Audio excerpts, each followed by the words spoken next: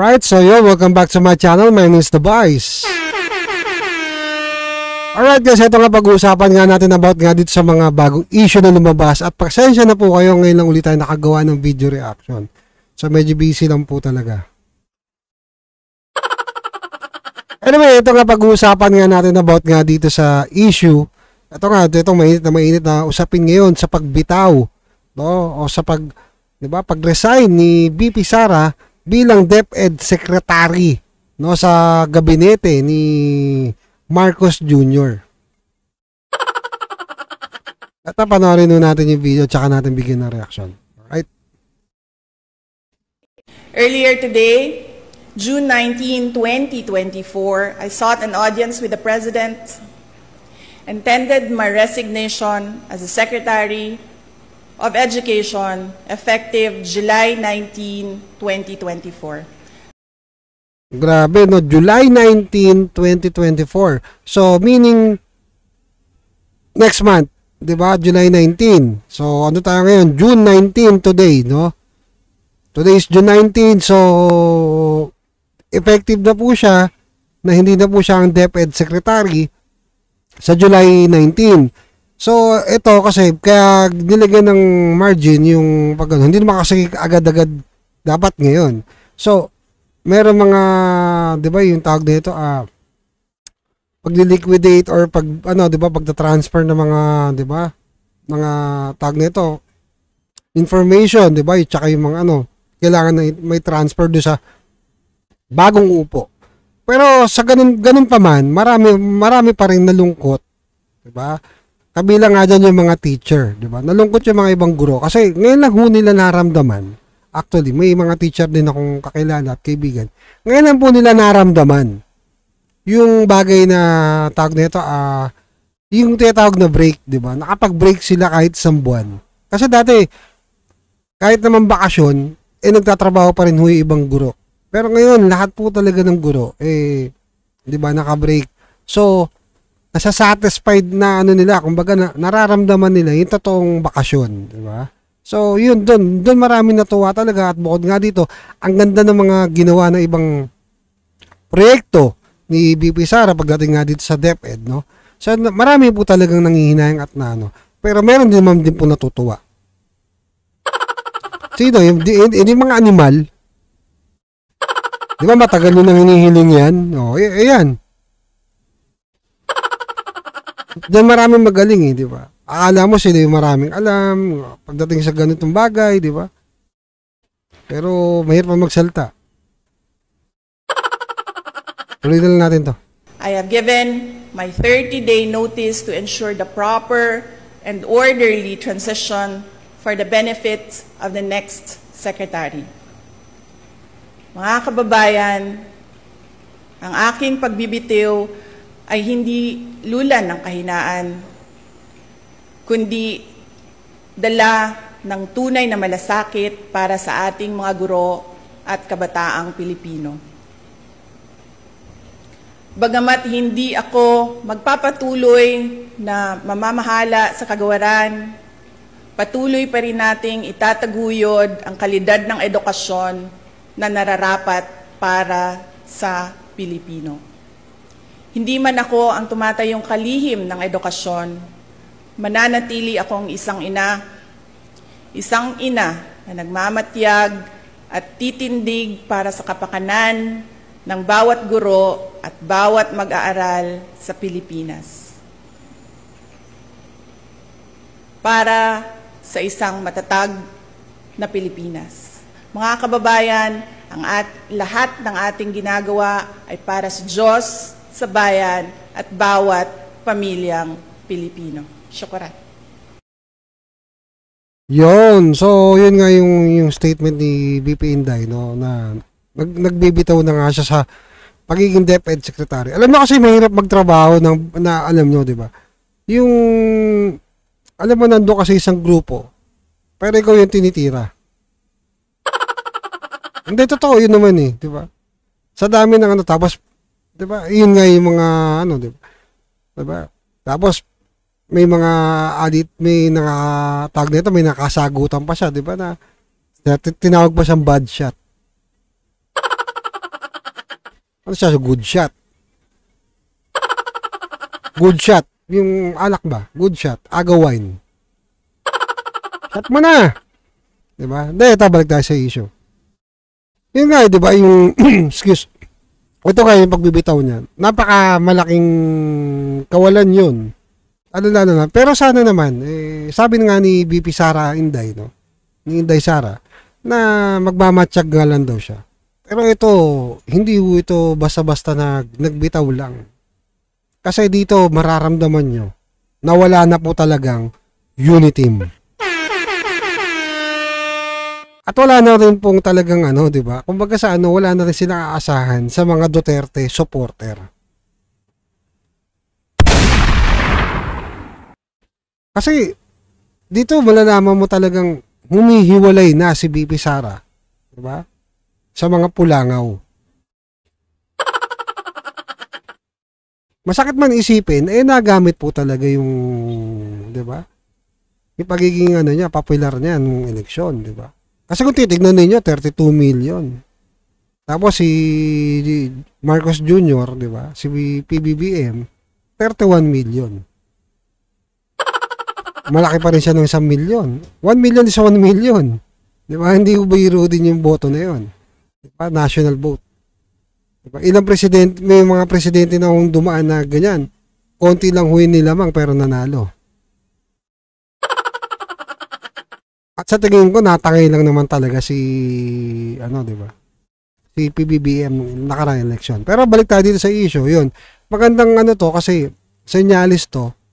Dahil dito, tingin natin, abangan natin yung mga susunod na kabanata. Dahil yung mga nagsasabing palaging no comment, ito, malamang maninita na si BP Sara. Ito sa mga maling ginagawa. Ika nga, malaking ginagawa, yung mga maling ginagawa, yung mga di ba? Malamang sisitayin at sisitayin na ito. Sa tingin ko pero hindi niya sinasabing siya yung bagong oposisyon.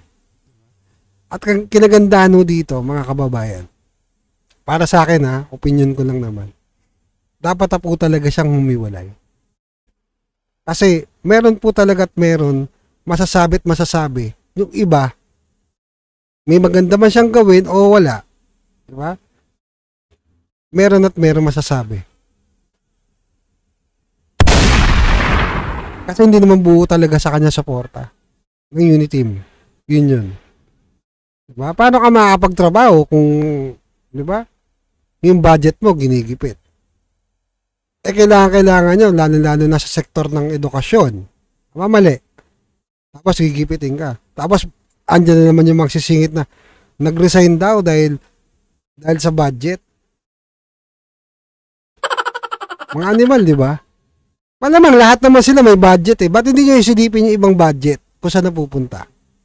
Yun ang tanungin nyo. Lalo na yung PhilHealth. Alright, so yun lang naman binigyan natin ito ng reaction to pag-resign ni BP Sara at ako'y mixed emotion pagdating mo dito. Natutuwa at medyo nalulungkot kasi nga, di ba, yung mga kabataan, dahil ako bilang magulang, may mga anak din ako nag-aaral, di ba? Sana naman yung papalit, maayos. Di ba? Kasi mahirap naman baka mamaya kung ano nang gawin sa DepEd. Alright, so yun lang naman binigyan natin ito ng reaction. Don't forget to like and follow and sa ating mga social media account from YouTube to TikTok and Facebook. Alright.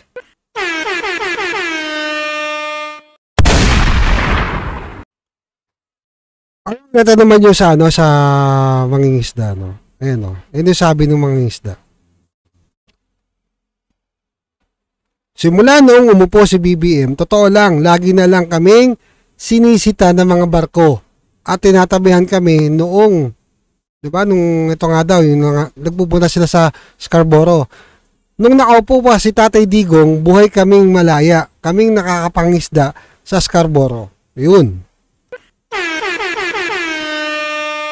Alam nyo kasi, nung time ni PRRD, wala namang masyadong ganun na karahas na nangyayari na binobomba ng tubig.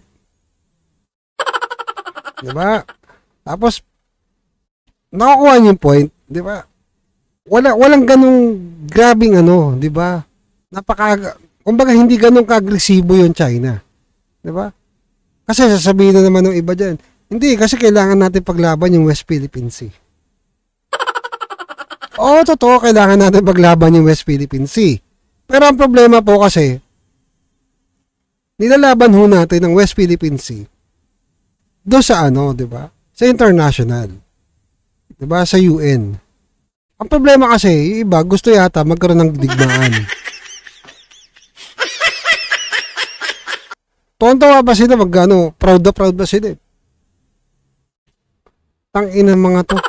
Akala mo, wala hong nananalo sa digmaan. Ulitin ko, wala hong nananalo sa digmaan. Diba? Kawawa lang ho tayo mga Pilipino. Diba? Magiging ano lang ho tayo, battleground. Diba? Tapos dikit pa tayo ng dikit sa mga Amerikano. Tignan yung nangyari doon sa Ukraine, diba? Asan yung Ukraine? Ano nangyari? Nga. Diba? Ngayon, itsura ng Ukraine, hindi mo na malaman. Diba? Ilang tao namatay doon? Ilang tao naghihirap doon? Eh tayo nga, mahirap na bansa na eh. Sila mas angat pa sa atin eh. Mas pipiliin pa ba natin mangyari yun sa atin? Diba? Tama si Tatay Digong. Diba? Gagamitin at gagamitin lang ho tayo ng Amerikano. Kasi marami rin ako, may mga kakilala din ako na pagtatanungan. Sabi, ang Amerika po talaga, mahilig ho yan sa digmaan. Alam niyo ano, yung away na ano, sige, sugod. Pag sugod mo, ikaw nauuna ka, sila nasa likod, sila tumatakbo na palayo. Ganon ang mangyayari sa atin noon. Tapos ikaw may iwan, ikaw yung magugulpe. Parang, di ba, ikaw yung magugulpe, ikaw yung sumugod eh. Ganon yung mangyayari. Kaya nga, pinapaliwanag din ng ibang mga commentator dito sa social media na hindi rin ho talaga basta-basta banggain ng China. Dahil napakalaking bansa po talaga ng China at isa ho sa makapangyarihang bansa na rin po, ang China. Aminin man ho natin o hindi. Ano laban natin? Eh kung ngayon nga lang ako, hindi na ho tayo makalaban doon sa, di ba, sa nangyayari doon sa Sigolot sa Scarborough, di ba? Imbis na magmatigas tayo, di ba? Bakit hindi tayo makipag-usap ng maayos? Kung alam naman natin, yun ang tama, di ba? Tama. Kasi kagaya nito, sinasabi nitong isang mangingisda na to, ni Sir, di ba? Anthony Collado, di ba? Malaya sila nakakapangisda noon nung panahon ni Tatay Digong. Pero ngayon, hirap na hirap daw sila. At tayo sa kwento niya, di ba? Yung mga bangkang pumunta doon, di ba? Yung mga bangka, yung dami sumugod na bangka doon, di ba? Eh, hindi naman pala totoo. Totoo, pero hindi mo sila umabot doon.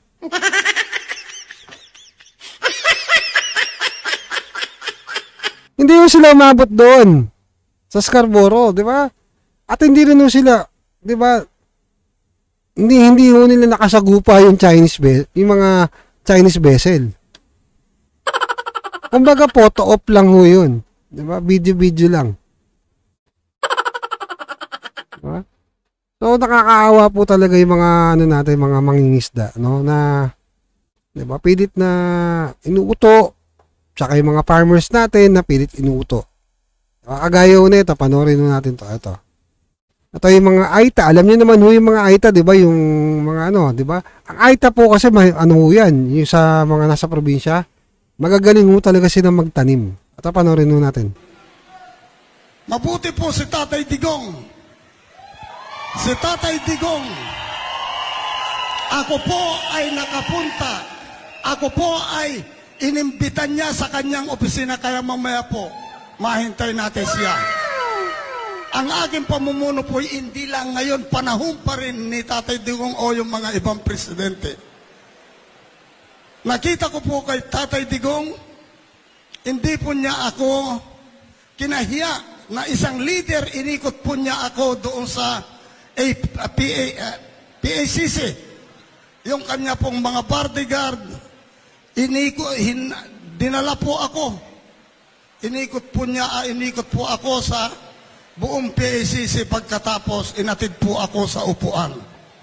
Ganun po ang pagkilala ni Tatay Digong, wala po siyang pinipili, na wala siyang tinatangi sa atin lahat. Kaya alam po ninyo, sabi ko, si Tatay Digong, dapat sana po kung hindi lang nalilipas yung posisyon, hindi lang po nalilipas yung mga term nila, dapat manatili si Tatay Digong kung maaari lang sana. Yun, naglabas sa sentimento, di ba, yung leader ng AITA. Ito yung nangyari no sa Maisog, di ba? Nagsalita yung ano. Kasi ang nangyayari po talaga, di ba, parang iniisip nila, nagamit lang ho sila ng eleksyon. After ng eleksyon, hindi na ho sila kilala. So alam nyo na, di ba? Kaya sa susunod na eleksyon, ito, lalo-lalo na 2025, di ba, parating na naman yung eleksyon, kilala na naman kayo. Diba? Kilala na naman nila tayo. Pero pagdating ho ng ano, after na election, hindi na ho tayo kilala. Puyo ka na. Diba? Yun ho yung bagay na kinasasama ng loob nila, na napag-iiwanan ho yung mga AITA natin. Tandaan nyo ha, sa Mountain Province ang ano, yung mga AITA natin, tsaka yung mga nasa ibang lugar, sa Pampanga, sa Tarlac, di ba? Sila ho yung masisipag magtanim, di ba, sa bundok. Sila po yung mga taong, di ba, halos mainit, umuulan, tuloy-tuloy pa rin yung trabaho nila. Diba? So nakakalungkot po talaga. Napapaikot po talaga yung mga ano, di ba? Mga kababayan natin maliliit. Alright, so ito pa, panoorin ko na isang video pa. Sising-sisi ang mga tribong AITA na kanilang binoto si Pangulong Bongbong Marcos Jr. noong eleksyon. Alamin kung bakit sa report ni Jason Rubrico. Inilabas ng mga tribong AITA mula sa Tarlac ang kanilang sentimento laban sa Marcos administration. Ang kanilang tanong, bakit daw sila napag-iiwanan ngayon ng gobyerno? Dismayado ang mga tribong AITA kay Pangulong Bongbong Marcos Jr. sa hakbang ng Maisog Freedom Concert and Peace Rally sa Angeles City, Pampanga nitong Lunes. Inilabas ng kanilang leader ang mga hinanakit ng tribo laban kay Marcos Jr., lalo na kung paano sila pinabayaan ng kasalukuyang administrasyon. Ipinagtataka nila kung bakit ganito ang nangyayari, gayong buo naman ang kanilang suporta kay Marcos Jr. noong eleksyon. Wala akong nakitang progreso, wala akong nakitang kumusta na ang mga AITA. Wala, sapagkat kami ay isa ring kabahagi kami sa lipunan. Tao rin kami. Yun na sabi ni yung leader na AITA, si Tatay, na wala daw sila nakitang progreso, no, sa sa pamumuhay nila. Pero ako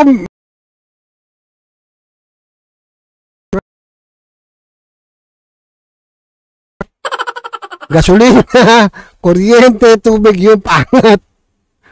Di ba? Tuloy natin to. May karapatan, may damdamin, may puso. Pero sa kanyang pamumuno, wala akong nakitang progreso na galing sa kanya. Kung talagang tutuusin, sinasabi nila kami ang tunay na Pilipino. Dapat di kami mapag-iwanan. Pero ngayon, parang lang kami kung saan-saan, wala man dumarating na anong magagandang proyekto sa amin. Wala. Sabi pa ni Oscar Rivera, malayong-malayo si Marcos Jr. sa kanyang ama. Sa panahon daw kasi ni Marcos Sr., ramdam nila ang pagpapahalaga ng gobyerno sa kanilang tribo, bagay na hindi nila dama kay Bongbong Marcos. Kaya noong eleksyon, nakita ko talagang kala ko, gayain niya ang kanyang tatay. Doon ko nakita na baka makuha niya yung bakas ng tatay niya. Iginit niya na hindi naman daw kasi tao ang turing sa kanila ng presidente, kaya ganito ang ginagawa ng administrasyon sa kanila. Grabe, Hindi daw tao turing sa kanila. Kaya matuto na po tayo pagdating ng eleksyon, ha? Mag-ubal tayo basta-basta magpapaniwala. Tuloy. Iwanan talaga. Kasi ito nga sinasabi ko at panawagan ko, parang hindi kami tao. Dapat sana si President BBM na yan. Kumusta na kaya ang mga AITA? Puntahan ko ngayon mga AITA. Wala para kami talagang ginawang hindi tao. Ang tingin nila sa amin ay unggoy. Dahil sa nangyayari ngayon, sising-sisi aniya ang mga AITA kung bakit ibinoto pa nila si Marcos Jr. Ay ako, malaking pagsisisi. At saka sinabi ko na nung una, nagsisisi kami talaga. Nagsisisi kami sa... Nagsisisi mga AITA, nabudol din daw sila. Dapat nag-isko na lang tayo. Isko, Sara. Diba? Nalay natin to. Nangyari. Mula dito sa Angeles City, Pampanga. Yun. So, yun yung sentimento ni tatay na, alam niyo yun. Diba? Hindi nga daw sila kinakamusta ng gobyerno.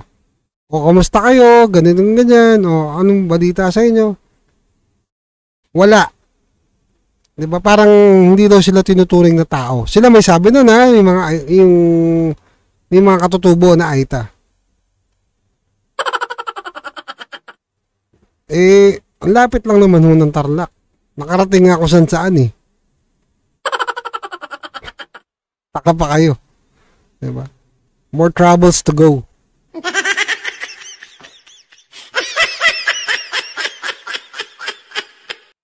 Yun, anyway, ito, binigyan lang natin ito ng reaksyon, no? At, yun, don't forget to like and follow again sa ating mga social media account, no? And ito, alright.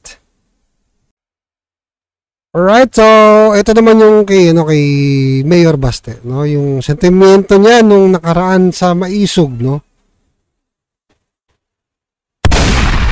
Napanarin po natin. Tapos, read, eto pa. Ang nangyari doon, yung ginawa nila sa property ni Pastor Kibuloy. Pero ito napanood ko, doon lang tayo sa totoo. Grabe ho talaga yung nangyari doon. Ako, medyo nakakalungkot kasi nakita ko yung mga bata doon. Yung takot na takot yung mga bata. Kasi alam nyo, yung trauma na yun, hindi na ho mawawala sa kanila yun. Hanggang pagtanda ho nila, dala na ho nila sa kaisipan nila yun, yung dinanas nila na yun. Hindi na ho mawawala sa kanila yun, yung mga bata na yun. Nakita ko yung mga may mga footage, video, tsaka pictures, na nakita yung mga bata, alos talagang takot na takot. Diba? Isipin mo ba naman, merong ganong karaming, diba? Pero isang tao lang yung huliin. We're nothing against about the PNP. Okay? Marami rin tayo naging kaibigan ng PNP. Diba? Pero, parang sobra-sobra yata. Hindi yata, sobra-sobra po talaga yung nangyari na yun. Kung titignan natin, kasi, isipin mo, may chopper na, may drone pa. Parang ang nangyari, most wanted yung, diba? Actually, yun nga naman talaga, sabi nga nila, wanted nga daw dito sa mga case.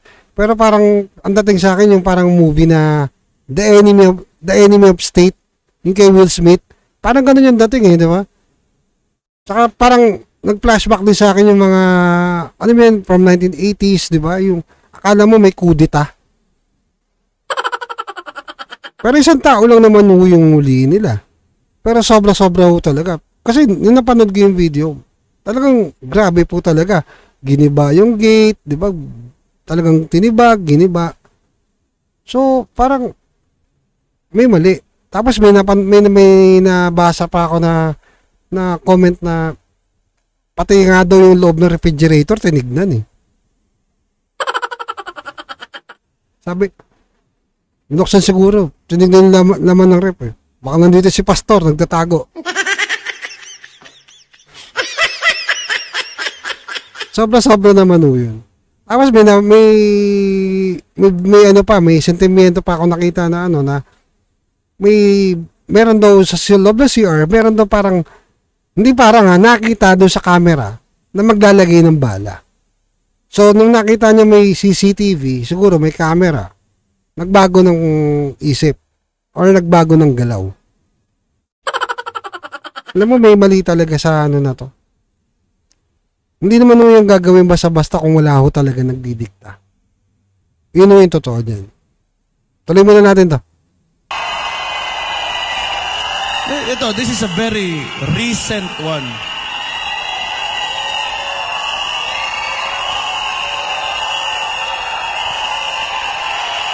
Makinig kayo. Dali lang.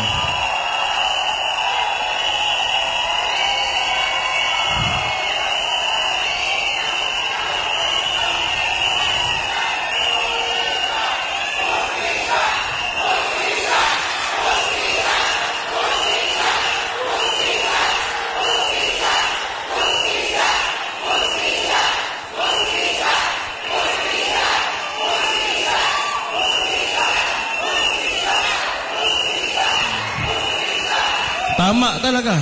Yan ang wala talaga sa Pilipinas. Hustisya.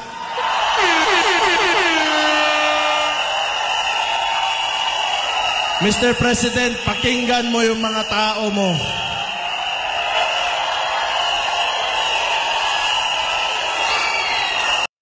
Pero grabe, no? Yung sentimento ni dito sinasabi ni yung ano ni Mayor Baste. Napabilib ako dito sa mga manan to, no? Matapang din talaga, no? Parang kagaya ng kanyang ama. No? Para nakikita ko na meron isang bagong Duterte, na batang Duterte, na pwede sumunod sa yapak ng kanyang ama. Although, iba naman yung Inday, iba naman yung style ni BP Sara. Matapang din si BP Sara at maganda rin yung, ano, di ba? Yung pamamalakad niya. Kaya nga siya di ba? Nag top 1 eh. Kaya nga siya yung naging most trusted di ba? Doon sa survey na lumabas. So, ito naman kay Baste, kay Mayor Baste, iba naman yung tapang niya. Pero ang ganda, tapang at malasakit. Tuloy.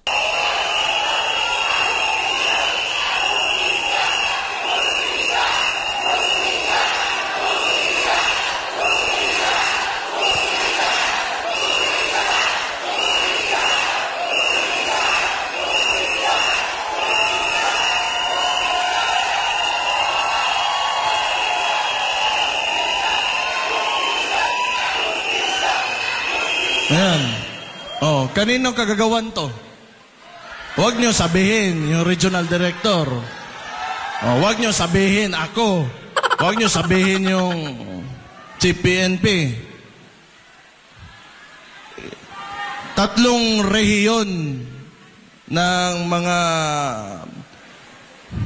police andon just to apprehend 1 person. Excessive show of force talaga. What? Are you trying to intimidate us?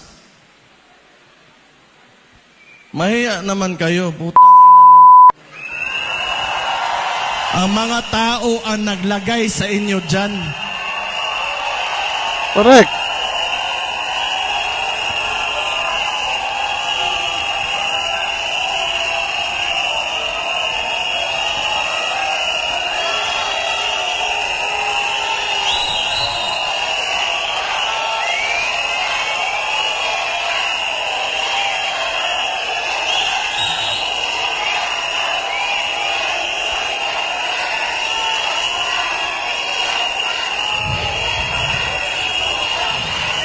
Tapos ngayon, ang ginawa nila, imagine this.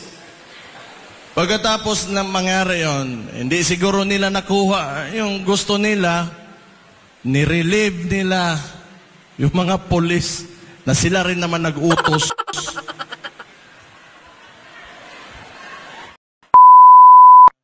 Si Raulo talaga.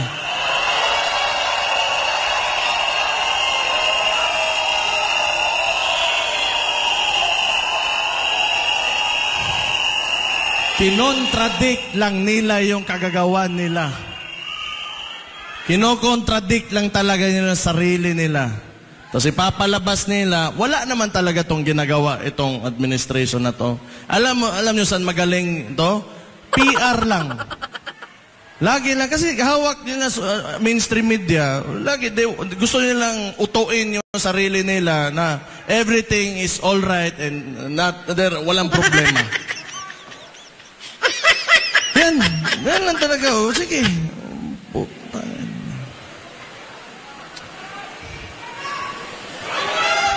Tapos gusto pa ng...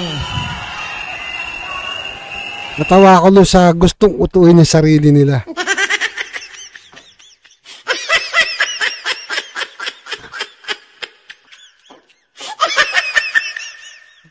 Tuloy. Ngayon, gusto pa ng gulo yung, with China. Pwede ka naman, you can approach, the best way to approach, especially pag territorial conflict, is through diplomacy talaga yan. Yun talaga dapat, diplomacy. Dapat talaga pinag-uusapan, hindi tayo maghanap ng gulo. Hindi, di ba? Napansin nyo. Hindi, doon tayo sa totoo lang. Doon tayo sa totoo lang, ha? Doon lang tayo sa totoo. Bakit tayo maghanap ng kakampi? Hindi naman tayo makipag-away. Tama, mali. Ano na yun eh? Kumbaga nature na yan eh. Example, ikaw may kaaway ka.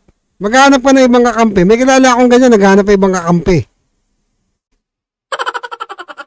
Para awayin ka. Ganon. Ganon na siste. May mga tropa akong ganyan dati. Diba? Yun yung bagay na, diba, hindi dapat ginagawa natin. Kasi iba ho yung usapan na yan. Kasi away ho ito, diba, ipapasukin natin, gulo, gera. Wala ho nananalo sa gera. Diba, para ka nagsusumbong, Kuya, tinatawag mo yan, si Big Brother o si Uncle Sam. Diba, inaaway kami ni China. Diba, nag-ano ka tapos, hindi naman tayo tutulungan ng kuya. Ang gagawin pabayaan ka lang. Okay, kaya mo yan. Sino ba naman gusto nga makipagpatayan ka dyan? Nagsalita na nga yun dito kanina. Nandito yun, di ba? Yung fisherman natin na galing na sa kanya sa sarili nilang press conference at sinabi sa mukha nila talaga na noon nakakapagpangisda pa sila doon, ngayon mas nahihirapan sila. Huwag niyo sabihin, bayad yun.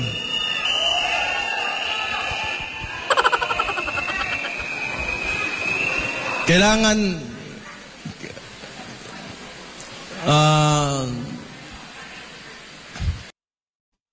yun yung sentimento ni Mayor Baste, no, sa maisog rally nung nakaraan sa Angeles City nung Monday, no.